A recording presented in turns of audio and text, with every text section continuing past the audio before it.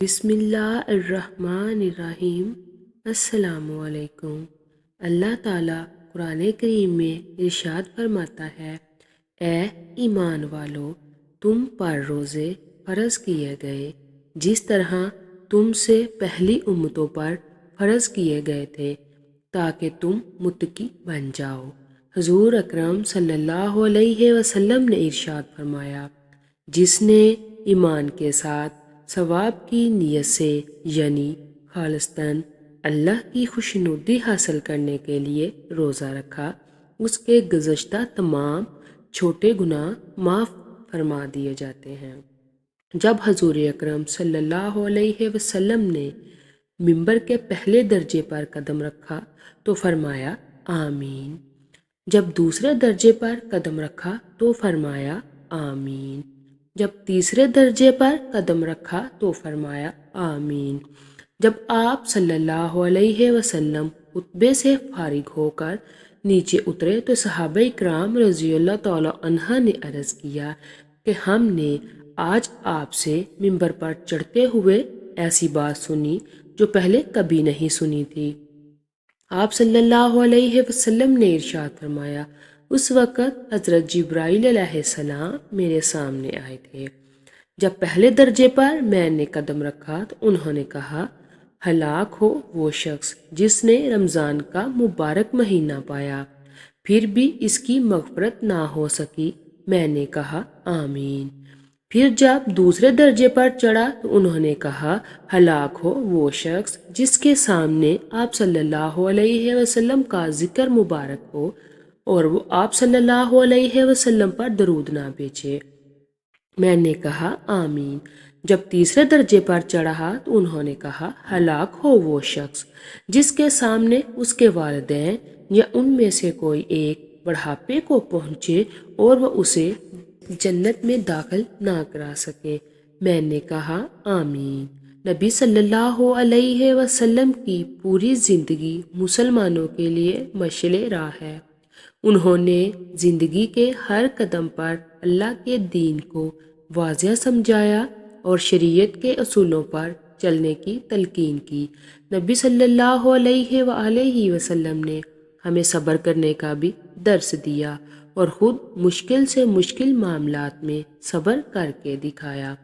نبی صلی اللہ علیہ وسلم نے جو کچھ کیا اپنی امت کی بھلائی اور رہنمائی کے لیے کیا، صبر بھی کیا تو اپنی امت کے لیے کیا۔ نبی صلی اللہ علیہ وسلم کی زندگی کا ایک واقعہ آپ کو اس ویڈیو میں بتاتے ہیں جس سے یہ بات واضح ہے کہ اللہ کے نبی نے ہمیشہ صبر کرنے کو ترجیح دی اور خود بھی صبر سے کام لیا۔ حضرت علی رضی اللہ تعالیٰ عنہ کے گھر میں سب نے روزہ رکھا۔ حضرت فاطمہ رضی اللہ تعالیٰ عنہ کے 2 چھوٹے بچے، انہوں نے بھی روزہ رکھا۔ مغرب کا وقت ہونے والا ہے اور سب کے سب مصلی بچھائے رو رو کر دعا مانگتے ہیں۔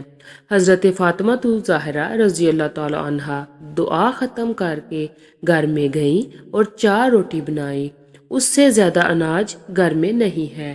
پہلی روٹی اپنے شوہر حضرت علی رضی اللہ تعالیٰ عنہ کے سامنے رکھ دی، دوسری روٹی اپنے بڑے بیٹے حسن رضی اللہ تعالیٰ عنہ کے سامنے، تیسری روٹی اپنے چھوٹے بیٹے حسین رضی اللہ تعالیٰ عنہ کے سامنے اور چوتھی روٹی اپنے سامنے رکھ لی۔ مسجد نبوی میں اذان ہونے لگی، سب نے روٹی سے روزہ کھولا مگر دوستو وہ فاطمہ رضی اللہ تعالیٰ عنہ تھی جس نے آدھی روٹی کھائی اور آدھی روٹی دوپٹے سے باندھنے لگی۔ یہ معاملہ حضرت علی رضی اللہ تعالیٰ عنہ نے دیکھا اور کہا، اے فاطمہ رضی اللہ تعالیٰ عنہ، تجھے بھوک نہیں لگی؟ ایک ہی تو روٹی ہے، اس میں سے آدھی روٹی دوپٹے میں باندھ رہی ہو۔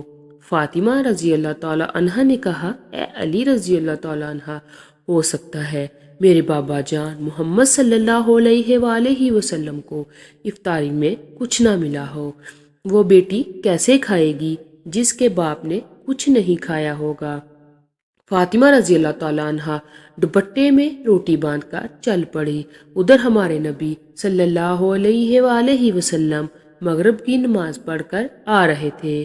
حضرت فاطمہ رضی اللہ تعالیٰ عنہ کو دروازے پر کھڑا دیکھ کر حضور کہتے ہیں، اے فاطمہ رضی اللہ تعالیٰ عنہ تم دروازے پر کیسے؟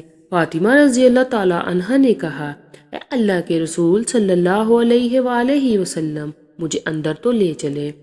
حضرت فاطمہ رضی اللہ تعالیٰ عنہ کی آنکھ میں آنسو تھے۔ کہا جب افطار کی روٹی کھائی تو آپ کی یاد آ گئی کہ شاید آپ نے کھایا نہ ہو، اس لیے آدھی روٹی دوپٹے سے باندھ کر لے آئی ہوں۔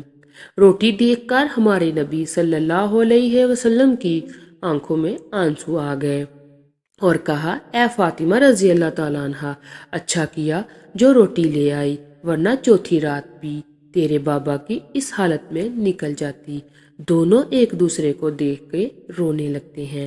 اللہ کے رسول صلی اللہ علیہ وآلہ وسلم نے روٹی مانگی۔ فاطمہ رضی اللہ تعالیٰ عنہ نے کہا بابا جان آج اپنے ہاتھوں سے روٹی کھلاؤں گی۔ پھر اپنے ہاتھ سے کھلانے لگی۔ روٹی ختم ہو گئی اور حضرت فاطمہ رضی اللہ تعالیٰ عنہ رونے لگتی ہیں۔ حضور صلی اللہ علیہ وسلم نے دیکھا اور کہا کہ فاطمہ اب کیوں روتی ہو؟ کہا ابا جان کل کیا ہوگا؟ کل کون کھلانے آئے گا؟ کل کیا میرے گھر میں چولہا جلے گا؟ کل کیا آپ کے گھر میں چولہا جلے گا؟ نبی صلی اللہ علیہ وآلہ وسلم نے اپنا پیارا ہاتھ فاطمہ کے سر پہ رکھا اور کہا اے فاطمہ تو بھی صبر کر لے اور میں بھی صبر کرتا ہوں۔ ہمارے صبر سے اللہ کی امت گناہ گاروں کا گناہ معاف کرے گا۔ اللہ اکبر۔ یہ ہوتی ہے محبت جو نبی کو ہم سے تھی، امت سے تھی۔